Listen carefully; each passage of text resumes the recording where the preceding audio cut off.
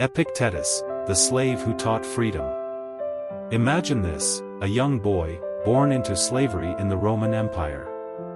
His name was Epictetus. His life wasn't his own, he belonged to a master who controlled his every move. He endured cruelty, physical abuse, and unimaginable hardship. Yet, despite all of this, Epictetus rose above his circumstances to become one of the greatest philosophers in history. A man whose teachings about inner freedom and resilience have inspired countless people across centuries. How did he do it? How does a man shackled by chains teach the world how to break free? Epictetus believed that true freedom doesn't come from your external circumstances, it comes from within. He taught that while we can't control everything that happens to us, we can control how we respond. One of his most famous lessons goes like this: it's not what happens to you, but how you react to it that matters. Think about that for a moment. How often do we get frustrated when things don't go our way? We blame others, circumstances, or bad luck. But Epictetus showed us that freedom isn't about changing the world, it's about mastering our minds. He practiced what he preached. Even as a slave, he focused on his thoughts, beliefs, and values, refusing to let his situation define his happiness. And when he was eventually freed, he devoted his life to teaching others how to find this inner strength. Now, let's bring it back to your life. Maybe you're facing challenges at work, in relationships, or just trying to make sense of the chaos around you. Epictetus would say, don't focus on what you can't control, focus on what you can. You might not be able to change a boss' attitude or stop a sudden storm, but you can control how you react. You can decide to stay calm, to adapt, and to focus on what truly matters. Epictetus taught us that the key to freedom isn't in fighting the world, it's in freeing yourself from the need to control it. So today, take a moment to reflect. What are you holding on to that you can't change? And how can you shift your mindset to find peace instead of frustration? Epictetus may have lived nearly 2,000 years ago, but his wisdom remains timeless. He taught that true power comes from within, and once you understand that, no one and nothing can take your freedom away. And so, Epictetus, the slave who taught freedom, left us a lesson that will echo through eternity. You may not control the wind, but you can always adjust your sails. Chapter 1, Accept What You Can't Control. Let me take you back to ancient Hierapolis, a bustling city in what we now call Turkey. It was here that Epictetus, one of the greatest philosophers of all time, was born. But his beginnings were far from remarkable. Epictetus was born a slave. His master? Cruel and heartless. There's a story about the day his master twisted his leg, perhaps to punish him or simply out of spite. Epictetus protested, calmly warning him. But the master didn't stop. And when the leg finally snapped, Epictetus didn't scream or lash out. Instead, he simply said, "Didn't I tell you it would break?" Think about that for a moment. Most of us would be overwhelmed by pain and anger. But Epictetus had already learned something profound. Suffering is made worse when we fight reality. This moment wasn't just a lesson for him, it was a lesson for all of us. Epictetus taught that freedom begins with understanding what we can and cannot control. He divided life into two simple categories. First, the things we can control, our thoughts, our actions, and our choices. And second, the things we can't control, like other people's opinions, unexpected accidents, or even something as ordinary as the weather. So what's the secret? Focus on what's within your control and let go of the rest. Let's bring this wisdom into today's world. Imagine this, you're stuck in traffic, and you're already running late for an important meeting. You feel the frustration bubbling up. But here's the truth, you can't control the traffic. You can't magically clear the road or make the cars move faster. What can you control? Your response. Instead of stewing in anger, you could use that time to mentally rehearse your presentation. Or maybe call ahead to let people know you're delayed. By accepting the situation, you reduce your stress and shift your energy toward what actually matters. Epictetus would remind us, don't waste your life fighting battles you can't win. Save your strength for the ones you can. So, the next time life twists your leg, or throws a traffic jam, a harsh comment, or an unexpected setback your way, ask yourself, is this something I can control? And if it's not, let it go. Epictetus' life was filled with hardship, yet he found peace by focusing only on what was truly his to command. His simple wisdom has stood the test of time because it reminds us of one undeniable truth: freedom begins in the mind. So, take a deep breath. Embrace what you can control. Let go of what you can't. And remember, you're stronger than you think. Chapter 2: Freedom Through Discipline. Epictetus often spoke of freedom, not the kind that comes from wealth, power, or even physical liberty, but a deeper freedom that lives within us. He shared a simple yet profound metaphor. Life, he said, is like a grand banquet. Imagine this: dishes are being passed around the table. When one comes your way, take a portion politely and enjoy it. But if it doesn't reach you, don't fret or grab for it. The message? Contentment isn't about having everything you want, it's about wanting less and appreciating what you already have. Epictetus believed that true freedom comes from mastering our desires, not letting them master us. Discipline, he taught, isn't about depriving yourself or living a joyless life. It's about gaining control over your impulses. When we manage our desires, we break free from dependence on external things to make us happy. Let's bring this idea into a modern-day scenario. Imagine you're trying to save money. It's a goal that means a lot to you. But your friends keep inviting you out to expensive dinners. The temptation is real. You might feel torn between joining in and staying true to your budget. Here's where discipline comes in. Instead of giving in every time, or resenting your friends, you decide to set boundaries. Maybe you join them occasionally but stick to a budget. Or perhaps you suggest a more affordable alternative. Over time, something interesting happens. You feel freer. Why? Because your happiness is no longer tied to spending money or keeping up with others. You've trained yourself to enjoy life without always reaching for more. Epictetus showed us that freedom doesn't come from changing the world around us. It comes from mastering ourselves. Like the banquet of life, we can learn to take what comes our way with gratitude and let go of what doesn't without frustration. So, the next time you feel the pull of a desire, whether it's for a new gadget, a fancy meal, or even someone's approval, pause and ask yourself, do I need this to be happy? Or can I find joy right where I am? With discipline and moderation, we unlock a life of true freedom, one where our happiness isn't borrowed, it's built from within.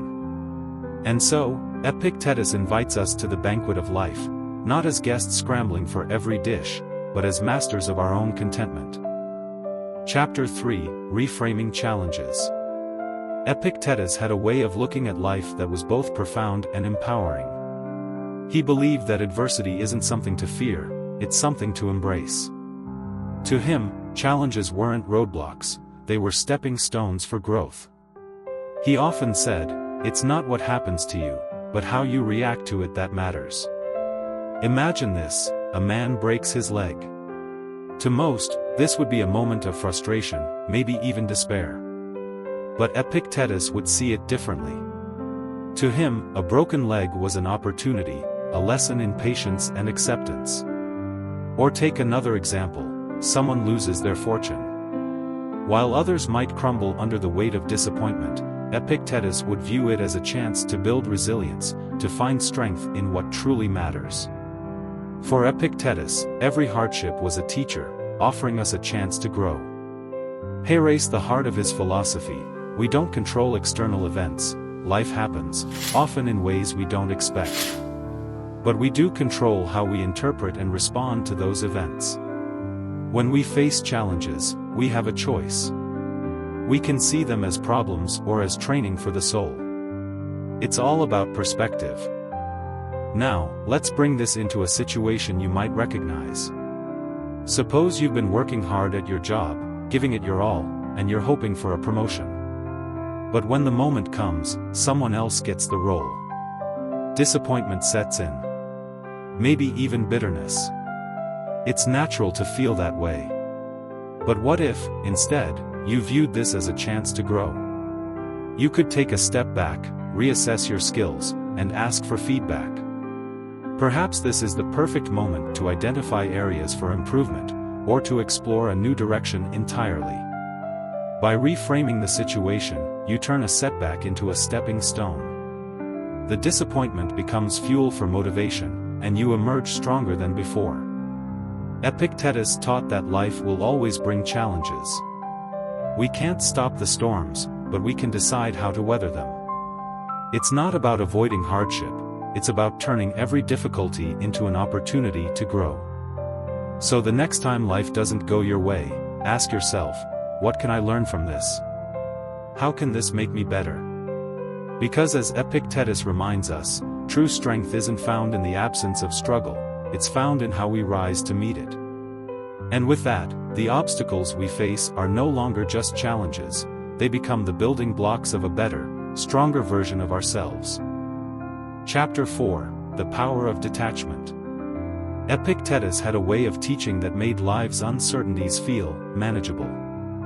One of his most memorable lessons was about detachment. He told his students to approach life as they would a simple jug. He'd say, when you hold a jug, remind yourself it's breakable. Then, if it breaks, you won't be upset. This wasn't about being pessimistic or expecting the worst. For Epictetus, it was about preparing your heart for life's impermanence. If the jug breaks, yes, it's unfortunate, but it doesn't break you. He raised the core of his teaching: detachment doesn't mean you stop caring. It doesn't mean you should love less or stop appreciating the things you have. It means understanding that everything, possessions, moments, even relationships, is temporary. By accepting this truth, you reduce the pain when change or loss inevitably comes. You don't cling to things out of fear, instead, you enjoy them fully while you have them. Now, let's bring this idea into today's world. Think about your smartphone. It's probably something you use every day, something you depend on. But what happens when it's lost, stolen, or damaged? For many of us, that moment feels like a disaster. Panic sets in, frustration takes over, and it's hard to imagine life without it. But practicing detachment means appreciating the smartphone for its utility while knowing it's just a thing. If it's gone, yes, it's inconvenient. But it's not the end of the world. Your peace of mind doesn't have to go with it. This perspective helps you stay calm, even in moments of loss. You accept what's happened, adjust, and move forward.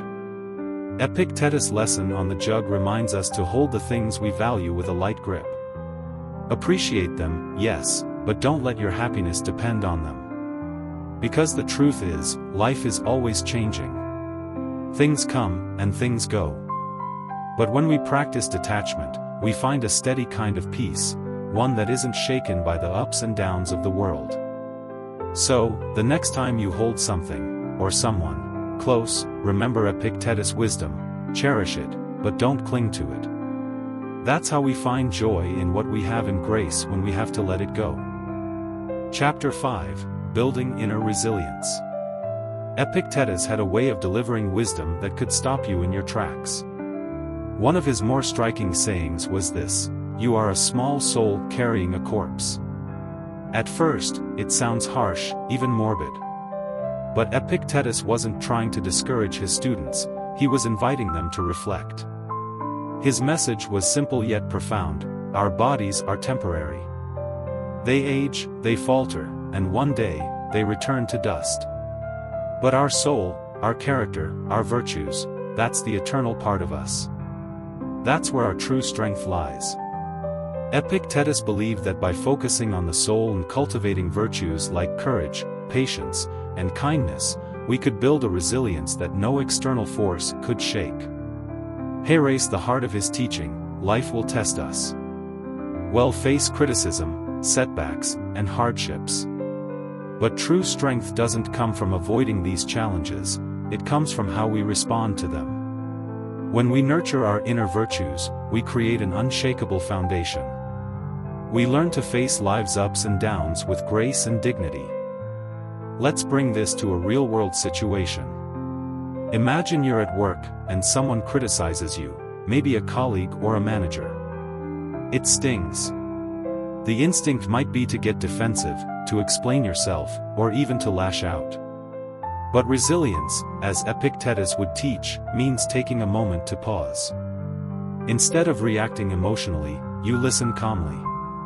You reflect, is there truth in their feedback? Is this an opportunity to grow?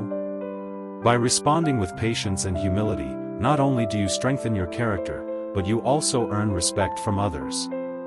Criticism, then, becomes less of a wound and more of a tool for self-improvement. Epictetus' reminder that we are a small soul carrying a corpse isn't meant to make us fear life's impermanence, it's meant to inspire us to focus on what truly matters. The body is fleeting, but the soul, the part of us that chooses courage over fear, kindness over cruelty, and patience over frustration, that's where our legacy is built. So, the next time life tests you, remember, it's not about the challenge itself. It's about the strength within you, the virtues you carry, that determine how you rise above it. Build your soul, and you'll find that nothing in life has the power to break you. As we step back and reflect on Epictetus' journey, one truth becomes clear: freedom isn't about wealth. It's not about status.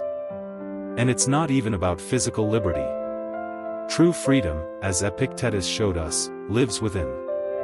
It's about mastering your mind, your emotions, and your perspective on life.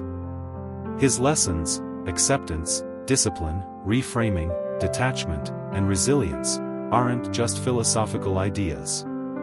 They're a blueprint for inner freedom, a guide that anyone can follow, no matter their circumstances. So the next time life feels overwhelming, when challenges weigh heavy on your shoulders, remember the story of Epictetus. Here was a man born into slavery, a man who endured pain and hardship most of us could hardly imagine. And yet, through it all, he discovered something powerful: no one could take away his ability to think, to choose, to rise above. Epictetus found a way to be free, not by changing the world around him, but by mastering the world within him. And if he could do it, so can we. So, as you navigate the ups and downs of your own life, ask yourself, what's within my control? How can I grow from this? And how can I choose freedom today? Because freedom isn't about what happens to us. It's about how we respond, and that, as Epictetus taught, is always ours to decide. Through his hardships, Epictetus became free. His story reminds us that no matter where we begin, we can do the same.